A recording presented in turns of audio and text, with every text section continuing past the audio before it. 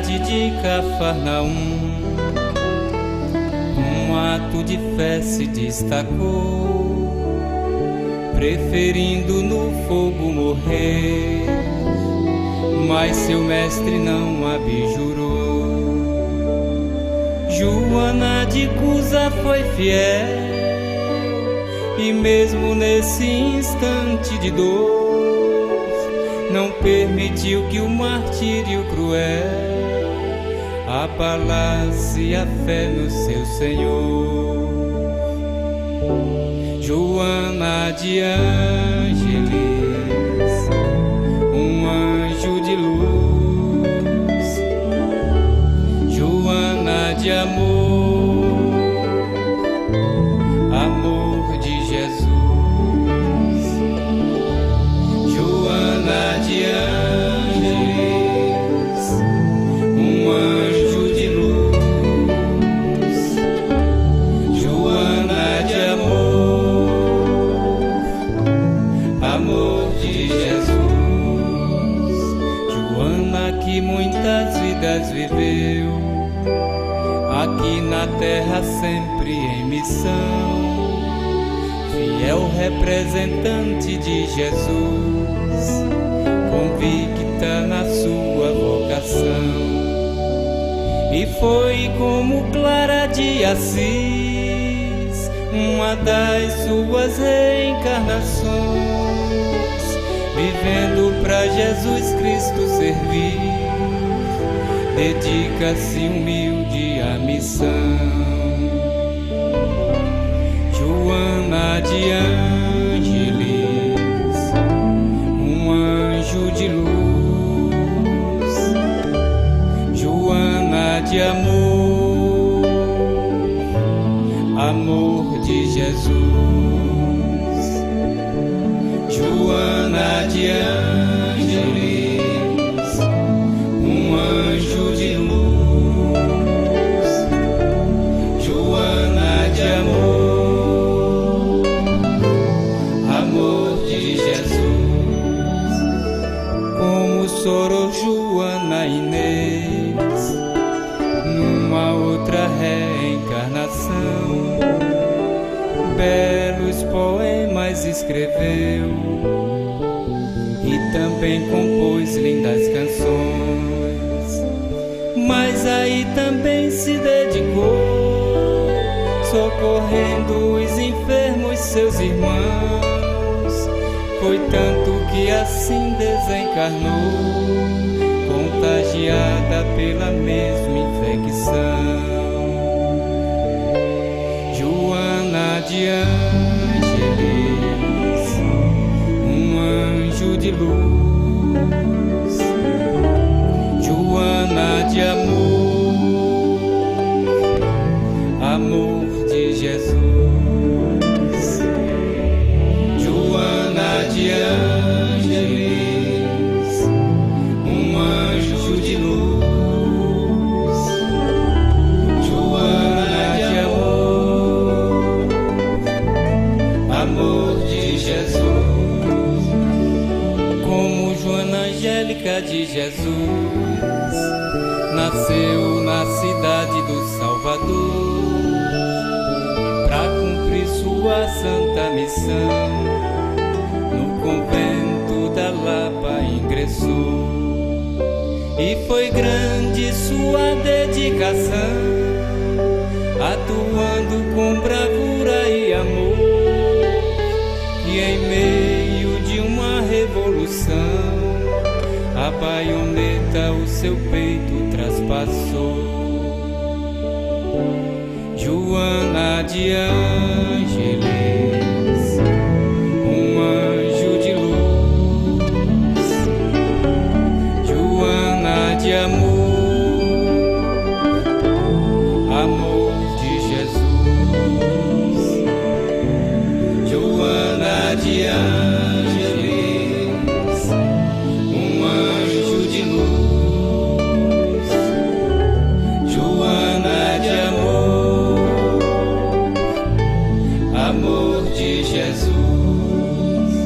E hoje continua a trabalhar lá do plano mensagem de amor, nos ajudando a vencer o mal. Joana de Ângeles de Deus, venha nossas dores aplacar, nobre mensageira de Jesus, farol constante a iluminar. Joana de Ângeles, um anjo de luz, Joana de amor, amor de Jesus. Joana de Ângeles, um anjo de luz, Joana de amor, amor de Jesus.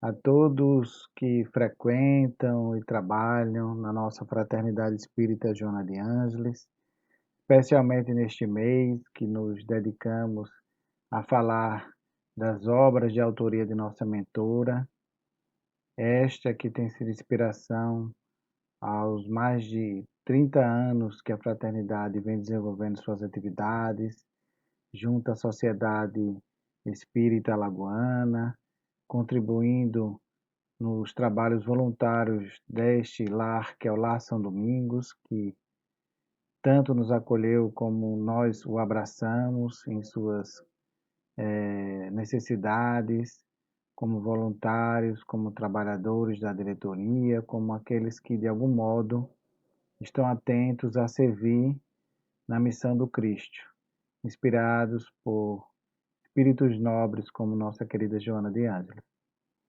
Então, o convite que nos foi feito para a palestra de hoje trata de um tema que acredito que todos nós estamos vivenciando na pele, não só neste período tão desafiador da pandemia, mas ao longo dos milênios de nossa existência aqui neste planeta, que é a superação do sofrimento.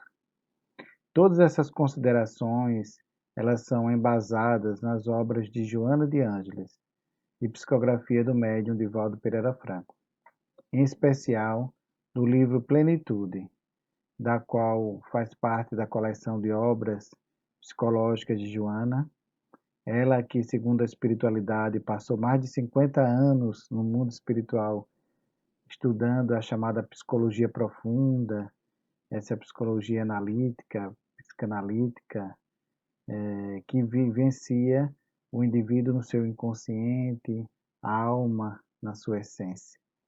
E pôde se debruçar sobre as obras originais de diversos autores e pesquisadores da psicologia e, com certeza, teve a oportunidade de os conhecer no mundo espiritual.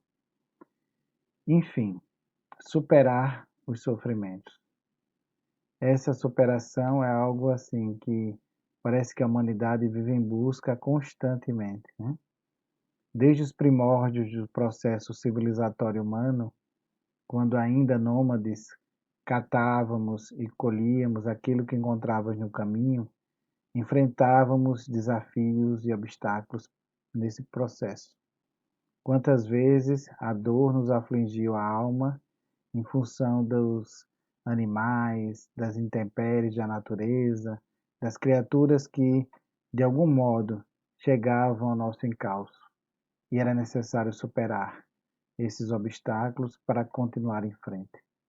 Logo mais, quando nos tornamos pessoas ditas civilizadas, começamos a aglutinar em torno de uma família, de uma sociedade, tínhamos o temor de que estes que amávamos ou que era de nossa responsabilidade sofresse algum revés em função dessas situações adversas que a vida nos apresenta.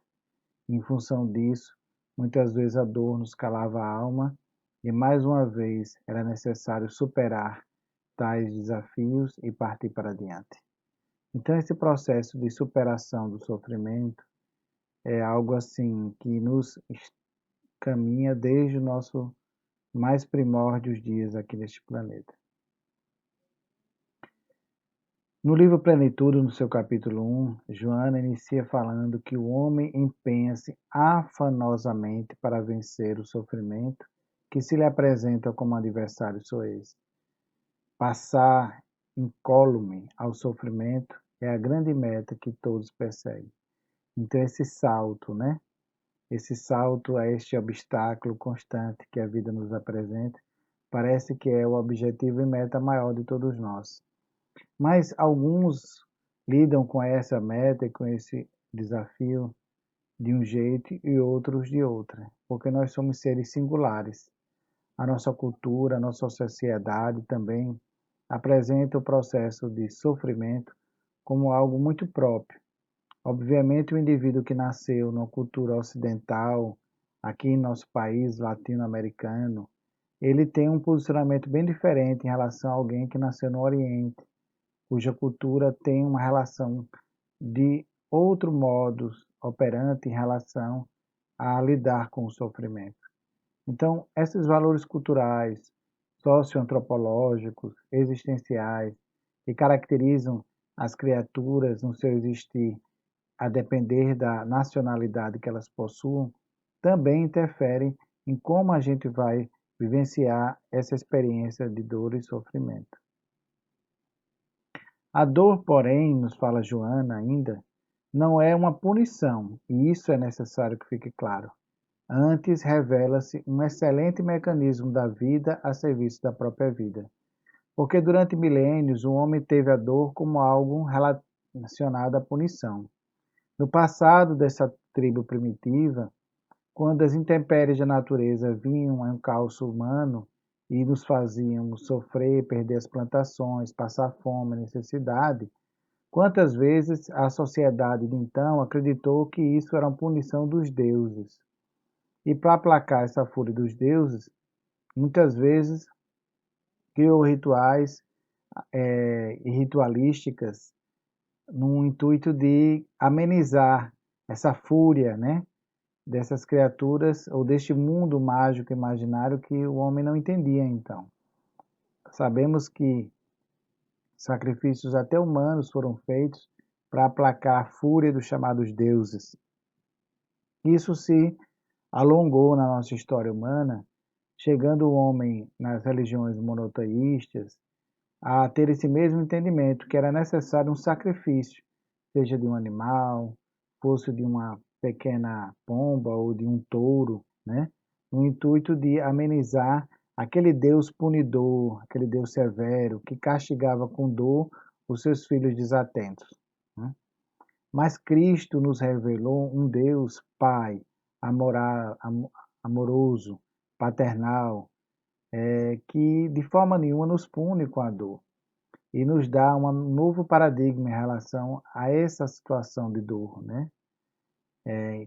Nos fazendo compreender através do seu evangelho, das suas vivências, que a dor, na verdade, ela é algo que há de vir, né? Como um mecanismo construtor da própria vida, no processo evolutivo de cada um. E que ela, como fala Joana, se revela como um mecanismo da vida, a serviço da própria vida.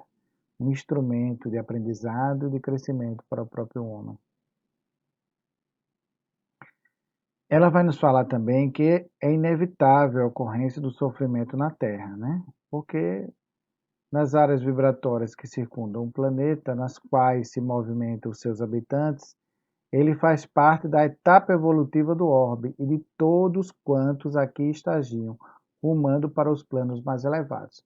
Então, no momento que nos encontramos, lógico que já é diferente daquele momento onde a Terra era um mundo primitivo, onde a Terra também passou por muito tempo como provas e expiação, onde agora já sabemos que ela adentrou no mundo de regeneração, mas nesses primeiros passos desse mundo regenerado, o sofrimento ainda é algo permanente entre nós. E como na imagem que eu compartilho com vocês aqui no slide, então a gente sai dessa posição acabrunhada, onde a dor se faz forte e sentida e cada vez mais o ser humano ele vai se levantando nesse processo evolutivo para lidar com o raiar de um dia mais feliz, onde a promessa desse mundo regenerado é de dias melhores, onde a bondade e o amor prevalecem em relação às situações equivocadas da vida. Mas enquanto houver equívoco relacionado às leis divinas, enquanto o homem se afastar do evangelho de amor que o Cristo nos trouxe, o sofrimento ainda se fará necessário.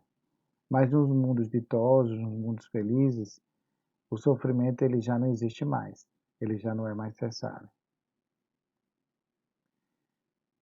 Joana nos fala dessa variada gênese do sofrimento e todo esforço para mitigá-lo, no sentido de remoção das suas causas, não logrará senão paliativo, um adiantamento.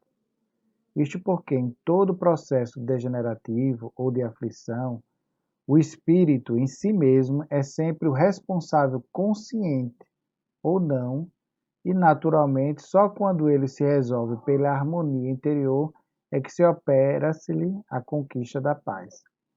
Então é necessário identificar a raiz do problema, né? Nossa vida é como uma árvore frondosa, cujos galhos, as flores e os frutos que produzir, eles estão na razão direta de como a nossa raiz conseguiu absorver do solo fértil, dos valores imortais, do sol que nos aquece, essas transformações em seu íntimo que nos fez cognitivamente aprender a realidade à nossa volta. Então, muitas vezes, é necessário compreender quais os motivos que levam o indivíduo a se perder em meio a complexas situações de dor e sofrimento. A causa, muitas vezes, de alguns processos de sofrimento está nos processos infantis que vivenciamos, né? Nas realidades equivocadas que transitamos no processo de aprendizado do nosso ser, nessa e em outras existências, que nos fez ter algumas assim ideias preconcebidas sobre algo, sobre alguma coisa, né? Criando algumas resistências e mecanismos de defesa que nos fazem muitas vezes afundar em processos de dor muito mais amplos do que outras criaturas, né?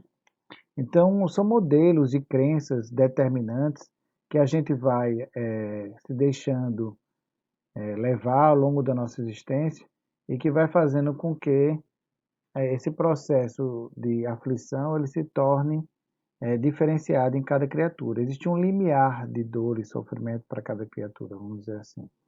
E há aquelas que têm um limiar muito curto, que qualquer coisinha elas se magoam, elas se irritam, elas sentem assim, um pesar muito grande, elas se deixam levar pela tristeza profunda. Existem outras que elas são mais resistentes, elas conseguem encarar aquela situação com mais leveza, até com bom humor muitas vezes, ou simplesmente assim, podem adentrar em mecanismos de negativistas, que aí descambam para, às vezes, um processo até psicopatológico, né? Com a exemplo de um luto extremamente demorado por alguém que partiu muito cedo, muito próximo da pessoa, e esse luto que não dá resolutividade ao longo de anos, e a pessoa fica vivenciando aquela dor perpetuamente. O sofrimento, portanto, ele pode e deve ser considerado uma doença da alma, que ainda se atém às sensações e opta pelas direções e ações que produzem desequilíbrio. Pode-se dizer que o sofrimento não é imposto por Deus, constituindo-se a eleição de cada criatura, mesmo porque a sua intensidade e duração estão na razão direta da estrutura evolutiva das resistências morais características do seu estágio espiritual. Então, a cada estágio espiritual, a cada processo evolutivo do ser humano, o entendimento que a pessoa vai ter em relação à situação de sofrimento e a sua intensidade vão estar relacionadas a esse grau de maturidade evolutiva que ele já alcançou. Acho muito interessante essa imagem do Buda, essa imagem é de um templo budista lá em São Paulo, onde na Sutra Imutável ele diz: os fenômenos da vida podem ser comparados a um sonho, a um fantasma, a uma bolha, a uma sombra, a uma orvalhada cintilante ou a um raio luminoso, e como tal deveria ser contemplado. Então, essa é a efemeridade da vida, né? Essa situação assim de que é diáfano, né? Esse processo que nos circunda, pois a matéria ela sofre essas mudanças constantes, né? O que é eterno de fato é o espírito, né? Mas os fenômenos que envolvem a matéria, eles são muito rápidos, né? E na imensidão da eternidade da nossa existência, esses fenômenos, eles são muito pueris, né? E a gente se apega muito a isso, né? A gente fica muito preso por muito tempo a situações de dor e sofrimento, coisa que a gente deveria encarar com mais leveza. Eu gosto desse Buda assim deitado porque mostra ele uma atitude assim de mais leveza em relação à vida, né?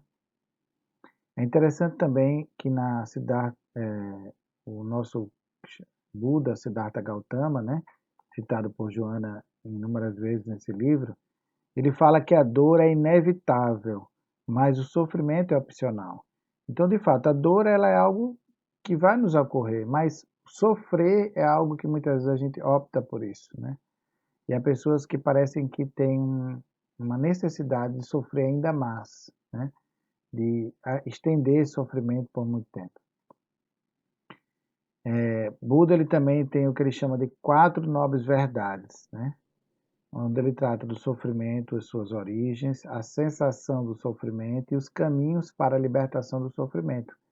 Segundo as suas reflexões, o sofrimento se apresenta sob 3 formas diferentes: o sofrimento do sofrimento, o sofrimento da impermanência e o sofrimento resultante dos condicionamentos. Eu vou falar de cada um deles. Então, primeiro, esse sofrimento do sofrimento, que é o resultado das aflições que ele mesmo proporciona. A dor, ela macera os sentimentos, desencoraja as estruturas psicológicas frágeis, infelicita, leva a conclusões falsas, estimula os estados de exaltação emocional ou de depressão, conforme a estrutura íntima de cada vítima. E apresenta-se sob 2 aspectos. Ela pode ser físico e mental, na imensa área das patologias geradoras de doença. Neste caso, o sofrimento é como a doença e resultado dela. Neste período que estamos vivenciando da pandemia, há muita dor, né? Há muita dor pela perda, muitas vezes, de pessoas queridas que se vão muito cedo, né?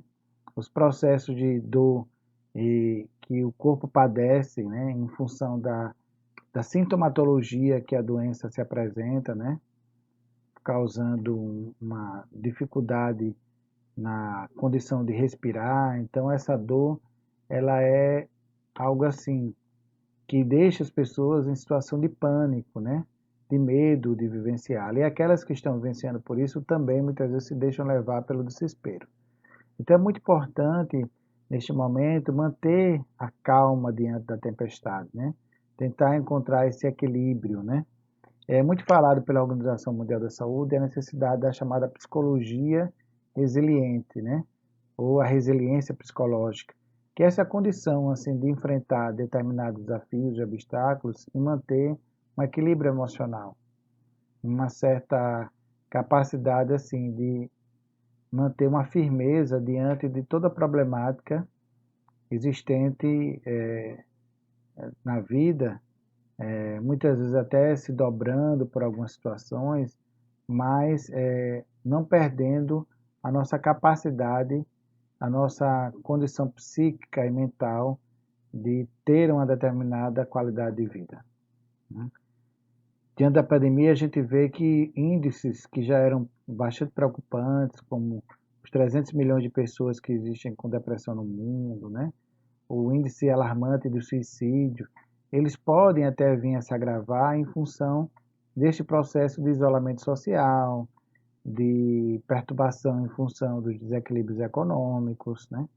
Então, sempre alerta a necessidade de a gente estar evitando buscar notícias negativistas o tempo todo, ter um pensamento mais otimista, né? Tentar buscar esse autocontrole, fazer uma leitura corporal de como é que meu corpo está assim, se comportando diante desse processo, né? Há pessoas que, quando ficam muito irritadas ou angustiadas ou deprimidas, elas apresentam-se até manchas no corpo, né? Então a gente sabe que a pressão arterial é alterada, os batimentos cardíacos são alterados, então o sistema imunológico é alterado quando há um desequilíbrio emocional. Então é preciso, de fato, encontrar esse equilíbrio, ter uma visão mais otimista, mais esperançosa do futuro, né? Analisando as circunstâncias que lhe envolvem, né?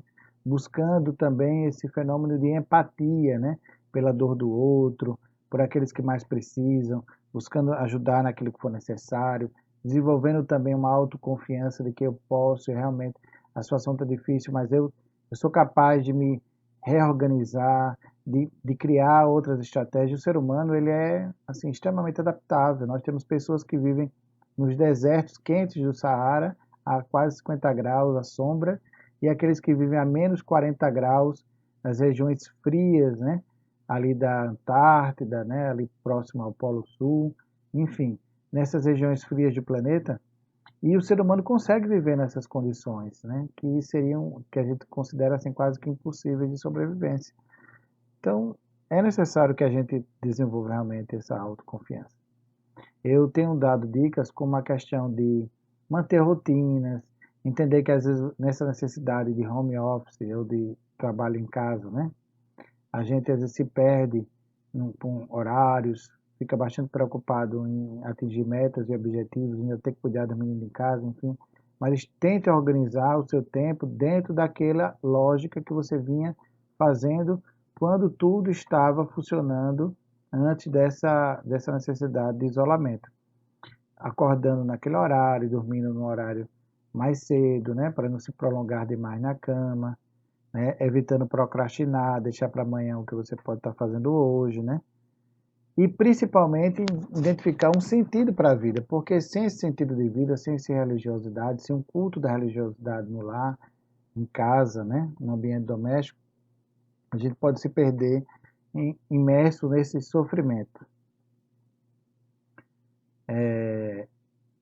Os vírus, as bactérias e os demais micro-organismos devastadores não são os responsáveis pela presença da doença, porquanto eles se nutrem das células quando se instalam nas áreas em que a energia se debilita, causam fraqueza física e mental, favorecendo o surgimento da doença, por falta da restauração da energia mantenedora da saúde.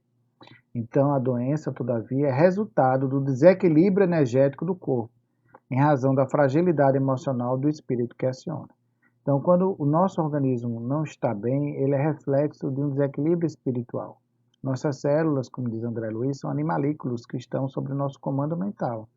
Então, esses animais são seres que respondem à nossa vontade. E a nossa psicosfera, a moderna epigenética, a imunobiologia, a psicossomática, vem nos falando que esse campo mental em desequilíbrio, ele afeta diretamente esse sistema imunológico, causando o aparecimento e o favorecimento desses vírus, bactérias e micro-organismos. Alguns que já existem até no nosso corpo e que de repente passam a habitá-la com mais veemência, causando malefícios em função desses nossos desequilíbrios, né?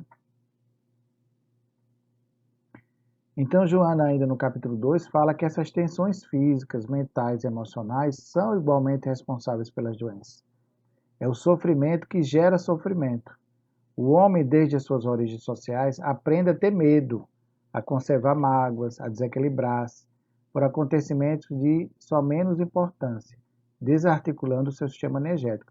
É aquelas, como eu falei, modelos de crenças determinantes, que muitas vezes a gente vai criando esses processos cognitivos comportamentais ao longo do nosso existir. É os muitos nãos, é aquela situação de que você, às vezes tem pais que só vivem criticando em vez de aprontar qualidades, né, e potencialidades, entendendo que nós todos somos filhos de Deus, destinados à perfeição, que temos capacidades e talentos inerentes que nos fazem recuperar-se de toda e qualquer dificuldade, né?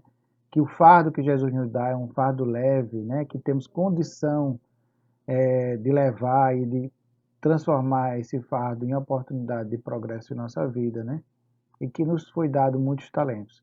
Mas, infelizmente, a gente vive numa sociedade que mais aponta erros do que acertos.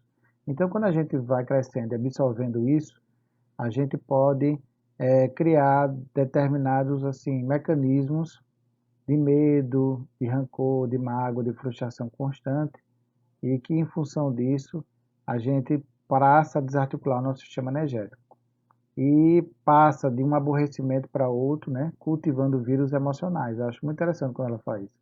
Essa constante, né? Quando a gente também passa por essa série de situações estressantes no dia a dia e situações que a gente não consegue tolerar, que a gente tudo se aborrece, a gente vai cultivando esses vírus emocionais que facultam a instalação dos outros degenerativos, responsáveis pelo agravamento das suas doenças.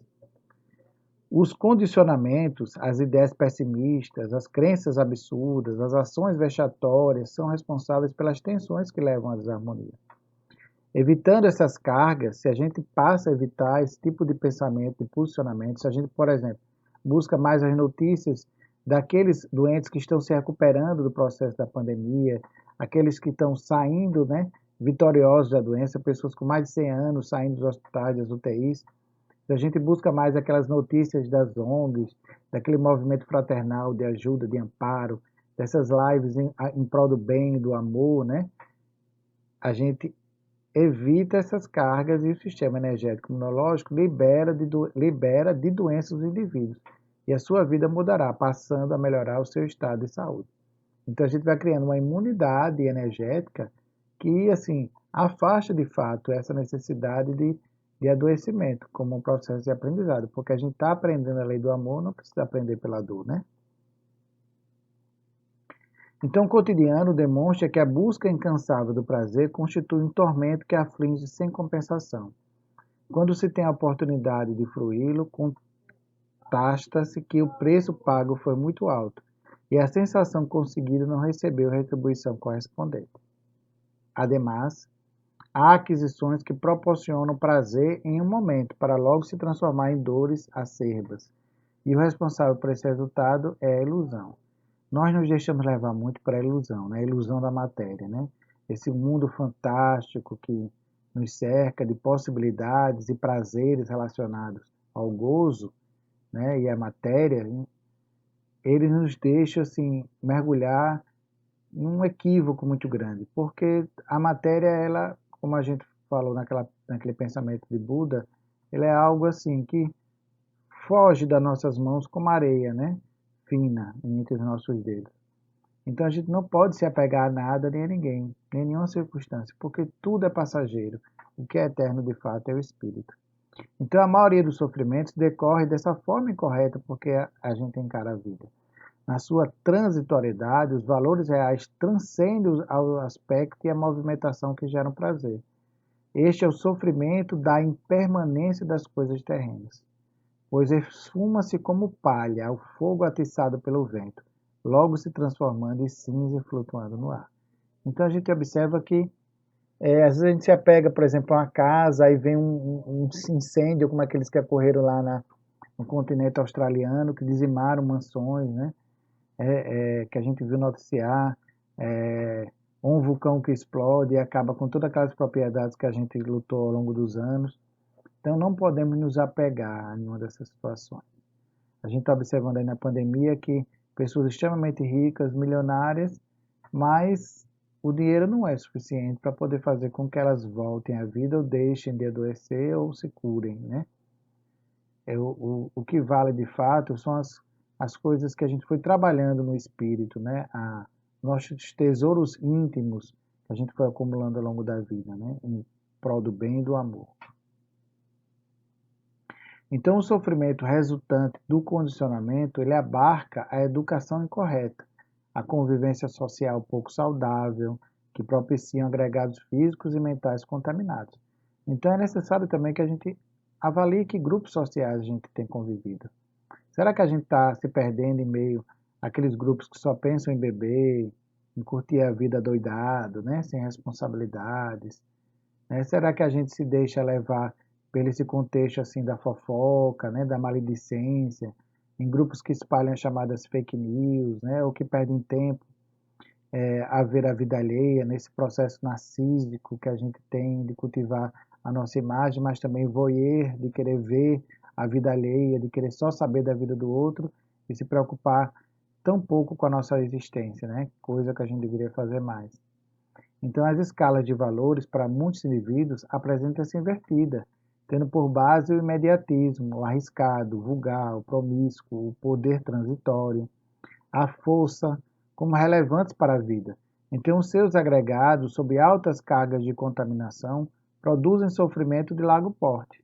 Ao mesmo tempo, a contaminação psíquica e física, derivadas dos condicionamentos doentios dos grupos sociais e dos indivíduos, promovem sofrimentos que poderiam ser evitados. Então, muitos dos sofrimentos que nós temos hoje, na verdade, eles são acúmulos de contaminações psíquicas que a gente vem trazendo em torno da gente mesmo. Nossa psicosfera mental é carregada dessas contaminações, né? A gente se deixa muito levar pelas circunstâncias e pelas situações que nos envolvem. Então, vamos avaliar de fato qual é o convívio mais saudável que a gente pode ter em relação à vida, né? Quais são os desejos e vontades que a gente deve estar vigilante e combatendo para não se levar por tantas situações que mais tarde vão promover sofrimento. Então, Kardec, lá no capítulo 5, no item 7 do Evangelho segundo o Espiritismo, ele nos fala que os sofrimentos devido às causas anteriores à existência presente, como os que se originam de culpas atuais, são muitas vezes a consequência das faltas cometidas, isto é, o homem, pela ação de rigorosa justiça distributiva, sofre o que fez sofrer aos outros. Então é como um jogo de dominó, né, que você derruba uma peça, ela está derrubando todas as outras.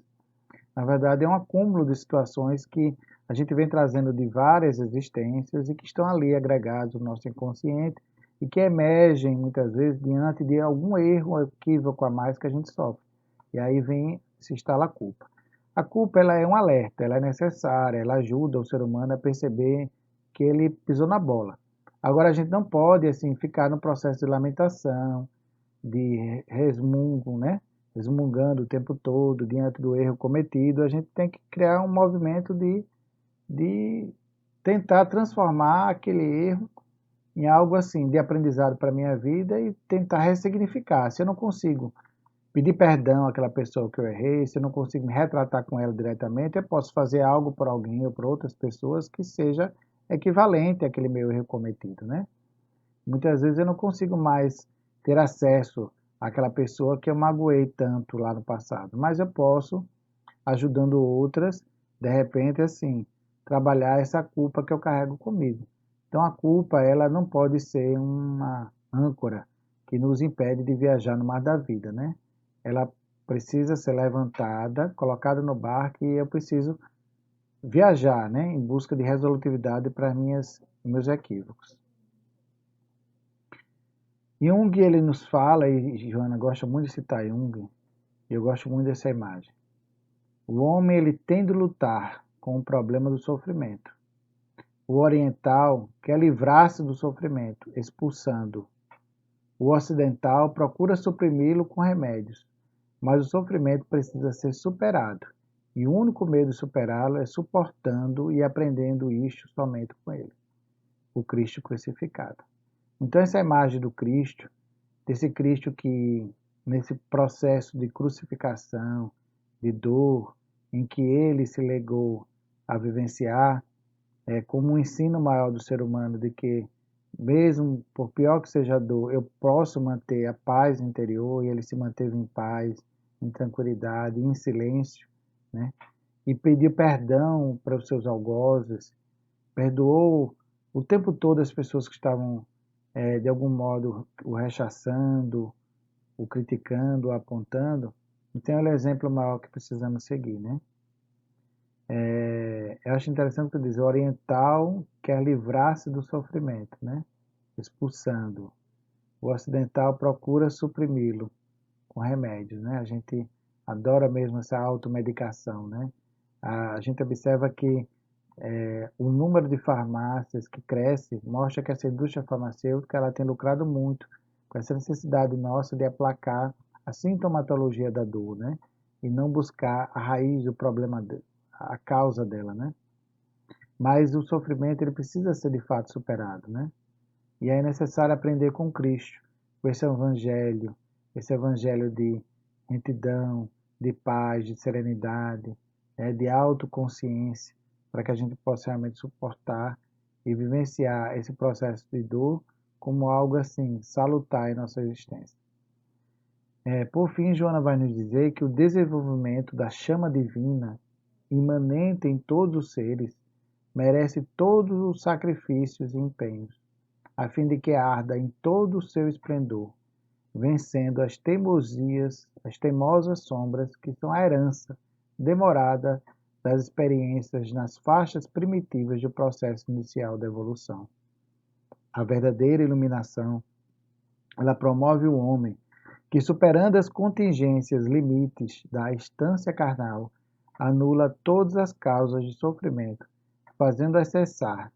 Já não necessita da dor para alcançar metas, pois o amor lhe constitui a razão única do existir, em sintonia com o pensamento divino, que o atrai cada vez com mais vigor para a meta final.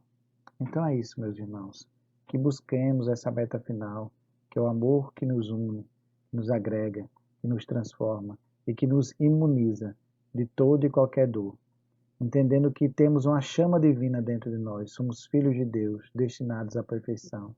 Busquemos a plenitude, identificando as nossas sombras, não temendo-as, porque somos seres de falha, podemos errar, estamos a escola, que é a escola da vida, e como alunos neófitos que somos, temos ainda o direito de errar, mas não podemos insistir no erro. Devemos ressignificar nossa vida, buscando o auto-perdão e o perdão ao próximo, e buscando especialmente o amor a nós mesmos, pois só nos amando somos capazes de nos iluminar todos aqueles que estão à nossa volta. E que Deus nos aguarde, nos proteja, e que vocês, em suas casas, continuem nelas, na oração, na vibração, por um mundo melhor, para que saiamos dessa pandemia com o vírus do amor, afastando de vez esse vírus dos vícios e da matéria que a gente ainda carrega conosco. Muito obrigado e até um próximo encontro.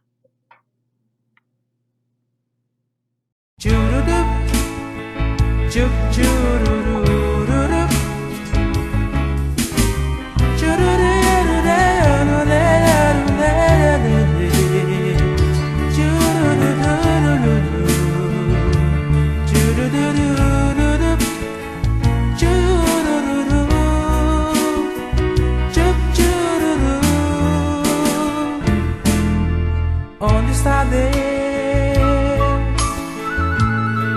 Pergunta o cientista. Ninguém o viu jamais. Responde às pressas o materialista. Deus é somente uma invenção da fé. O pensador dirá sensatamente: não vejo Deus, mas sinto que Ele existe. A natureza mostra claramente onde o poder do Criador consiste. Mas o poeta dirá com segurança de quem afirma, porque tem certeza. Eu vejo Deus no riso da criança, no céu, no mar, na luz, na natureza. Percebo Deus na mão que acaricia, no olhar das mães fitando os filhos seus, na nas noites de luar claras e belas, em tudo pulsa o coração de Deus. Eu vejo Deus nas flores e nos prados, nos astros a rolar pelo infinito. Escuto Deus na voz dos namorados e sinto Deus na lágrima do aflito. Escuto Deus na frase que perdoa. Contemplo Deus na mão que acaricia. Eu vejo Deus na criatura boa e sinto Deus na paz, na alegria. Escuto Deus na frase que perdoa. Contemplo Deus na mão que acaricia. Eu vejo Deus na criatura boa e sinto Deus na paz, na alegria.